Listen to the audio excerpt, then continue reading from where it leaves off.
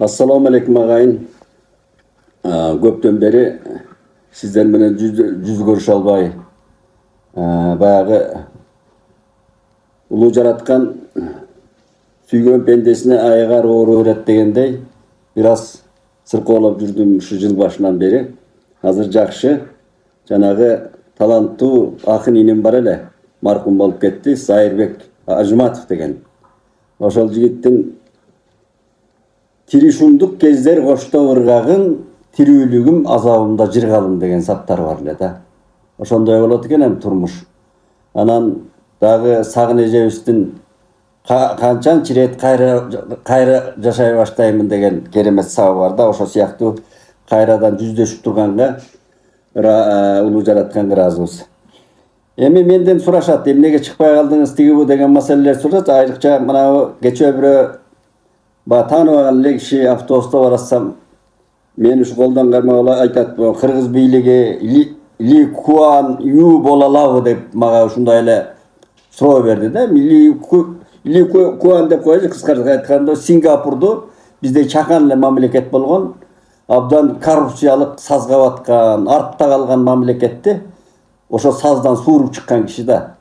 Анан саналуу жылдарда эле ошол дүйнөлүк деңгээлге алып чыккан киши. Мына ошол жол менен келатат. Азыр Сингапур дүйнөдөгү эң алдыңкы мамлекеттердин сабына чыгып кетти.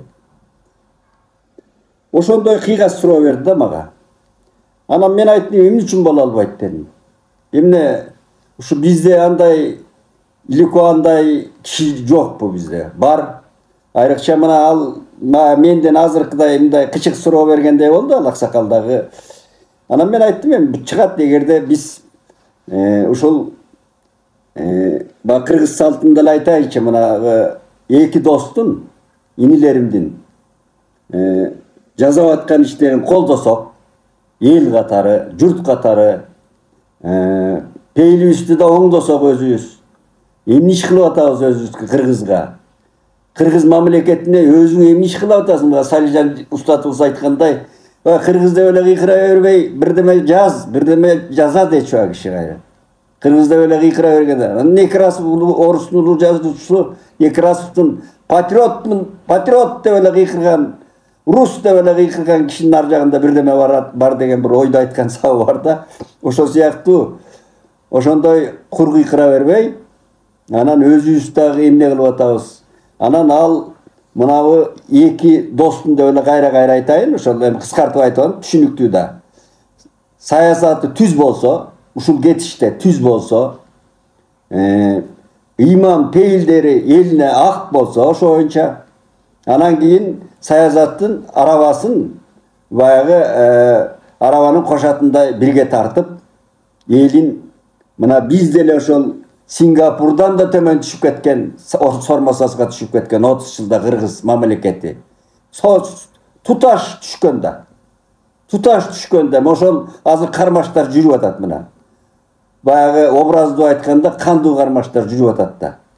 Ошону эми биз колдоп, эл катары, анан тиги жигиттер дагы, мырзалар дагы ошону түз жүргүзүп саясатын, жанагы ала койду бөлө кыркпай, кыргыздын макалы менен айтканда, же болбосо тууганду бийде иман жок, тууганчыл бийде иман жок, баягы чыныгы бийде тууган жок дегендей да, имандуу бийде тууган жок дегендей саясат жүргүзсө, анда биз кыргыз эли даяр да буга. Кыргыз эли мына биз көрбөдүкпү? Акаев десе Акаев дейсиңер деп айткан кишилер бар да. Акаев бизди каранаңга отургузган да кезинде. 96-97 жылдары айрыкча. Ошол 5 жылдын ичинде аралыгында кайран эмне деген байлыктар таланып тонолуп, эл каранаңга отуруп калган да. Эт жебей калган мезгилдери болбодубу? Кыргыз эли, эт менен жашаган кыргыз эли таптагыр эт жебей калган. Суурдун этин жеп калган учур болгондо, орой айтканда. Айылдарда, тоолуу айылдарда. Эми ошону унутабызбы биз? Ошол кыргыз элдин өзүнүн кыйындыгынан жана белин бекем бууп, улуу манасты жараткан эл, намыстуу эл, эч кандай бийликтин колдоосу жок, кайра өздөрү телчигип туруп кетти. Саналуу жылдардын ичинде. Бул баатыр эл да. Намыстуу эл, эмгекчил эл, Kırgız eli жаман bor. Albatta сын айтабыз, bir сын айтабыз, жалкоо болуп калдык, билимсиз болуп калдык. Al бийликтин күнөөсү. Elin tuğunu alıp çıkan janagı Likuanday kişiler gerek эле бизге. Ana bирок азыр мына кайрадан ошондой оожалуу үмүттөр пайда болуп атат. Анан туташ эле камоо жүрүп атат дейт. Камоо мындан да катуу болуш керек, менин оюмча. Мындан да катуу болуш керек. Кустуу, окшутуу деген саясат болбош керек. Ким күнөөсү бар, жазасын тартыш керек. Ошол мамлекеттин казынасынан алган, кол салган, уурдаган уурлар жазасын алыш керек дагы, ошол оокаты мамлекеттин казынасына кайра төгүлүш керек. Мына ошондон болот. Анан чыгарып ийбертең. Камап кайра чыгарып ийбей деген саясат болбош керек. Эми мынандай жасагандан кийин иштин акыры ошондой болот. Ошондон биз Сингапур болобуз. Кыргыз эли даяр, дагы да айтайын, буга даяр. Кыргыздын намысы да даяр, эмгекчилдиги даяр, кайсы ишке болсо да жөндөмбү даяр. Себеби мына биздин тентип кеткен, миграцияда жүргөн балдарыбыз далилдеп атат бизди. Кай жерде мына алды дүйнөлүк банктарды башкарып калыптыр. Алды дүйнөлүк туризм компанияларын башкарып калыптыр. Көрдүңүзбү, ошо тентип кеткен балдар бир кезде. Көчө чыгырып калган балдар, кыздарыбыз ушундай деңгээлге чыгып атат азыр алды дүйнөлүктө. Мына ошондой элдин тукуму да өзү. Анан бу жерде күн шуң эле сөз айтып эле, сөздү көбөйтпөй, өзүбүздө бейлибизди оңдоп, анан бул мырзаларды, бийликтин башында президентти, анан УКМКнын жетекчисин колдошубуз керек туура. Кемчилигибиз болсо айтыш керек. Бир гана сураныч ушу сөз эркиндиги. Мына бизди улуу Манасты дайрадай, океандай, мухиттей, мазмун, ой, сөз, сюжет камтылган энциклопедия, кыргыз энциклопедиялык деңгээлдеги озеки адабияттын улуу мухити шедевр Манас жараткан элдин сөзүн тыйбаш керек. Бир эле суранычта ушу бул сөз жагынан этият болуш керек. Бул жанагы уурларды, тоноочуларды, каракчыларга аябай болбош керек. Ошондо биздин мамлекетибиз Кудай кааласа бат эле алып чыкса болот. Мына президентибиз Садыр Жапаров айтып атпайбы? Пахтакордо эле мени. Мына саналуу жылдарда алып чыксак болот дейт. Албетте жанагыдай кендерге келгенде, кечээ мына Ураң Кызыломполду казабыз дегендей айтып аткан сөзгө ошондойлорго этият элге салыш керек анда. Абдан эксперттер менен жанагыдай изилдеп, илимий изилдөөлөр менен элге салып, анан ошондой чечсе болот. Ал жер кен элге иштеш керек албетте. Бирок ошондой Кызыломпол деп атайт тургандай белгилүү жерлери бар да. Жанагы Жетим тоо дегендей кыргыздын белгилүү жерлери бар. Мына ошолор келгенде анда дүйнөлүк эксперттердин деңгээлинде, дүйнөлүк жанагы кендерди иштетүү маданиятынын тажрыйбасынын деңгээлинде анан чечсе болот, өзүбүз жасаса болот. Кыргыз өзү жасаса болот. Бүгүн деңгээли жетти кыргыз мамлекетинин. Эч кандай бир четтеги жанагы шылуундарга карматпаш керек. Шылуундардын айынан кандай болдук биз? Тоолор тонолду. Мөңгүлөр, карачы, түбөлүк мөңгүлөр казылып жок болду да. Эмне деген шумдук бул? Биз аждардын куйругун бастык. Тыш жаткан. Мен былтыр күздө мына кыргыз тил маселеси боюнча чаткалды көрө элем. Чаткалга барып келгенде мен şu ыйлагым келип кетти да. Кайра Манаста айтылган Чаткал деген эмне деген жер? Мундагы алтын бар деп эле азыр тоноп аттыр Чаткалды. Чаңын чыгарып аттыр да. Мына ушул маселелерге келгенде биримдикте элдин эмесин элегине салып, анан дүйнөлүк эксперттик деңгээлде чечсе болот да. Эми бул маселелер бул болду деп коелу. Ликуан боло алат. Эгер ушул түз кетсе деп дагы кайталап коелу. Анан эми мына жер суу аталыштары жөнүндө жаңы кеткен фактыларды айтып атышат да. Эми ушу ат эле кое беребизби эми? Кечээкү баатырларыбыз көп экен, Салижан Жигитов айткандай, кыргыз менде эмес экен, баатырлары көп экен, даңктуулары көп экен. Анан жер суу аталыштары деген бул улуу Манастан бери келаткан биздин этнография, топонимика илими. Ошо тарыхыбызды далилдеп турат ошо жер аттары дагы. Маселен мынау Тоңдо Бүркүтүя деген жер бар экен да. Бүгүн ошо партиялык кызматкер мүмкүн убагында жакшы иштеген ал киши, элге кызмат кылган Эшберов атындагы айыл экен. Эми ошо Бүркүтүя деген эмне деген ат эй? Эмне деген ат өзү? Поэзияда мындай айткандачы Бүркүтүя. Орловка деп орустар коюп алды мына биздин тиги Быстровка деп кесинде ошонун үстүндөгү Орловка дегендей Бүркүтүя. Аны Эшберов атында деп коюп алды. Мен Эшберов аброюна шек келтирип аткан жокмун. Бирок Бүркүтүя деген тарыхый, поэтикалык атыбыз өлдү да. Жок болду. Көрдүңүзбү? Биздин сабатсыздыгыбыздан. Эми мынау Жыламыш деген айыл. Жыламыш деген жер аты. Жыламыш. Эми Жыламыш деп чечмелесең анын ичинде эмне деген маани жатат? Тарыхый маани жатат. Ошого мынау Жаңгарач бийдин атын койду. Жаңгарач бий деген албетте солто эл эмес албетте, уруу. Солто уруусун башкарган.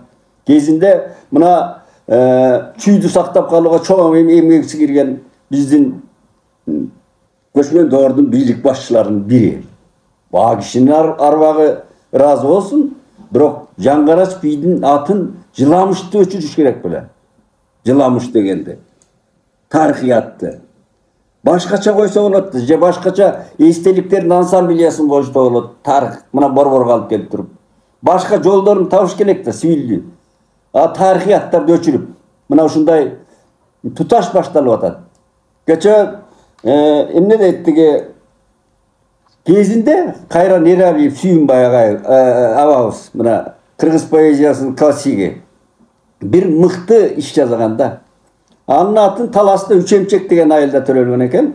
Ал киши 70 жашындабы, ошол 80 жашында беле айтор Үчемчек айылын Сүйүнбай Эралиев атындагы айыл кылабыз деп, анан ошо айылдаштары кол коюп, анан барып желөккөлөр чыгат да. Анан кайран киши айтыптыр, менин атымдын кереги жок, Үчемчек деген бул тарыхый ат, аны өчүрбөгүлө. Десе болбосо анда айласы кеткенде айтыптыр, анда Эралиев атындагы Үчемчек айылы болуп калсын деп. Мына ушундай калыс тарыхын ойлогон ошондо көзөмөл адамдар болду биздин арабызда. Биз унутуп эле баарын эле азыр кечээкү. Анан да кызыгы мынабу эми атын атап айламайын. Биздин бир президент болобуз деп жүргөн жигиттердин бири өз айылынан суранышыптыр. Ошол өз айылдаштары суранышыптыр. Колуңан келет, акчаң бар. Биздин айылдын баягы маданий двореци, маданий үйү. Ушул талкаланып калды. Ошону оңдоп бербейсиңби десе, анда мен оңдоп берейин. Оңдоп берейин, бирок мен атамдын атын койгула дептир да. Анын атасы ким болгон? Анын атасы жөн эле колхозчу болгон, эмгекчил адам болгон. Ал айылда чоң композитор чыккан кезинде. Анын аты берели деген киши жок. Ошо маданий, спорт, маданий жанагы дворецке тиги жигиттин кылып аткан ошол президент болом деген жигиттин. Анын атын коюптур, ошо атасынын атын коюптур ошо жака. Аны мен дүңүнөн айтып атам да. Мына мындай сабатсыздык, мына мындай баскынчылык, мындай айтканда.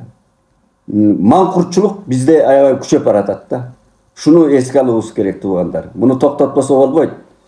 Анан үчүнчү айтарым, мына мен азыр Facebook'та карасам, дин маселеси боюнча катуу талаш тартыштар кетип баратат. Могу ислам динин араб кул, анан эмне деши ушул эмелерди чыгарып, анан кыргыздын намыс арын тебейлеп, тигиндей мындай кылат деген мына карама каршылыктар. Көрдүңүзбү, бир кезде бизде 1000ден ашык секталарды Акаевдин убагында мына институция каттоодон өткөрүп жиберген да.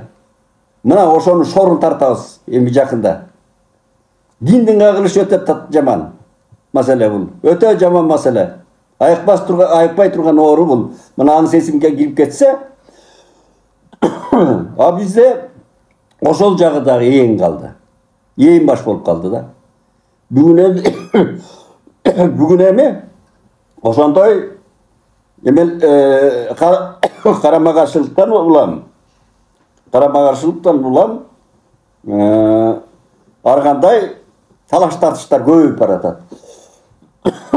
Ай, туғаным, мен да мұсылман деп, ертең жаназа оқылса, мұсылман қатары жаназа оқылып қойыламын мен да. Мұсылманмын деп есептеймін.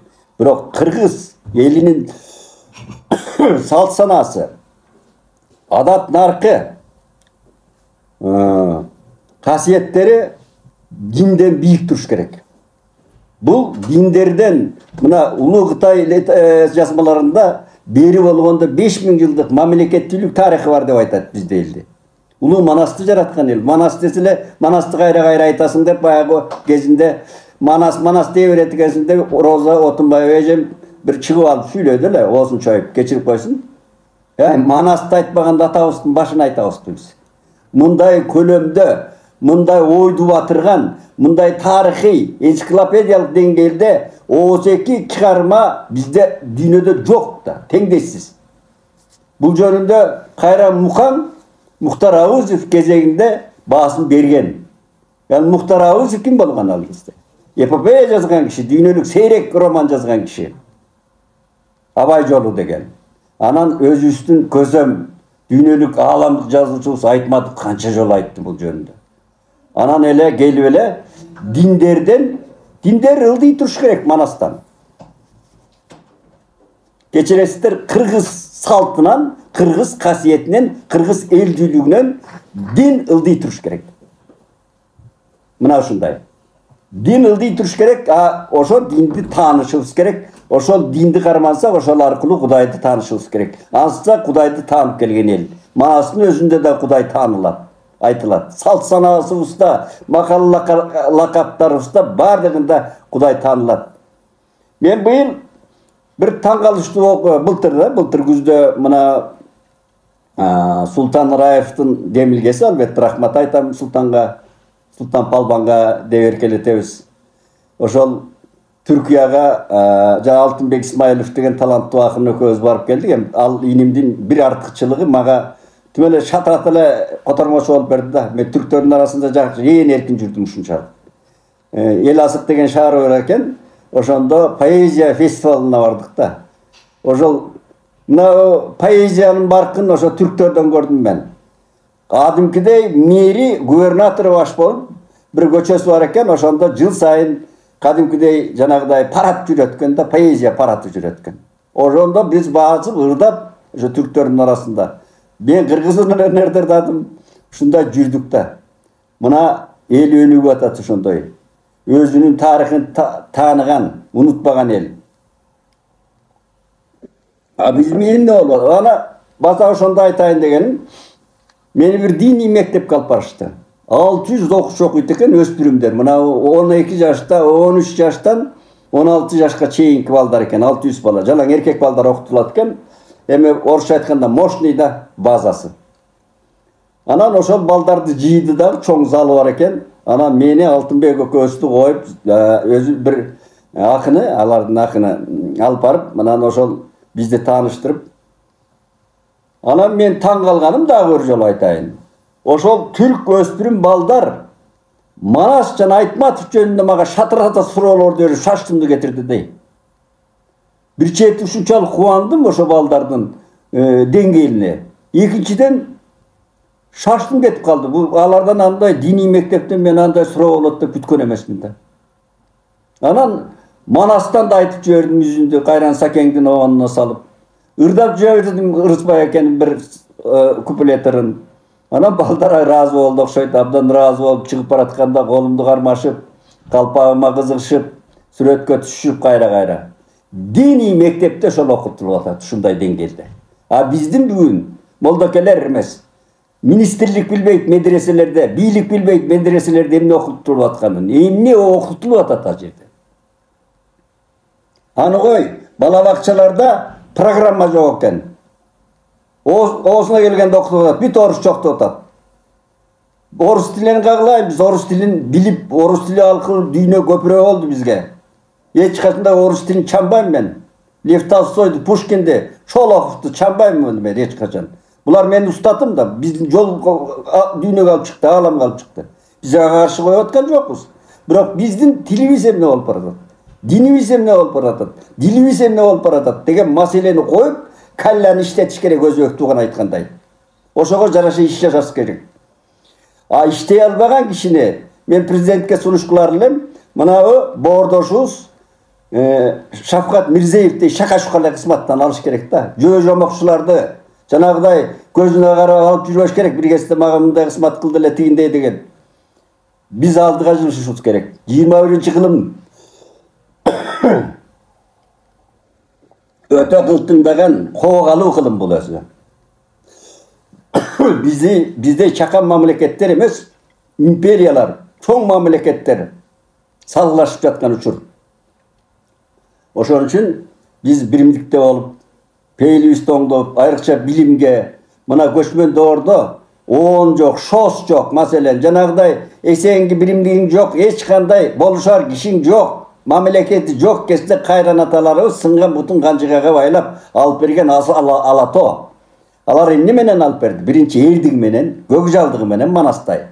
Анан Бакай, Кошой, анан берки акылмандык, берки Тилекмат акеге чейин келгендеги, Абдрахман Парваначыга чейин келген элчилик, дипломатия, билим менен алып беришти. Аларда дипломсуз, мына көөдөн билим болгон, мына башта билим болгон.